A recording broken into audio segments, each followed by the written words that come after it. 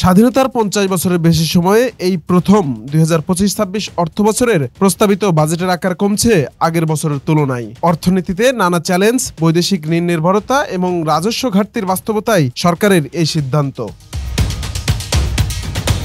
২০২৫-২৬ অর্থবছরের জন্য প্রস্তাবিত বাজেটের আকার ধরা হয়েছে ৭,৯০,০০০ কোটি টাকা, যেখানে গত অর্থবছরের বাজেট ছিল ৭,৯৭,০০০ কোটি টাকা। অর্থাৎ নতুন এই বাজেটে কমছে ৭,০০০ কোটি টাকা। অর্থনীতিবিদরা বলছেন, এটি একদিকে বাস্তবতা মেনে নেওয়ার সিদ্ধান্ত, অন্যদিকে রিফর্ম নীতির ইঙ্গিত। তবে এটাও আশাব্যঞ্জক যে সরকার অবাস্তব রাজস্ব লক্ষ্যমাত্রা না দিয়ে বাস্তবসম্মত পরিকল্পনায় ফিরছে।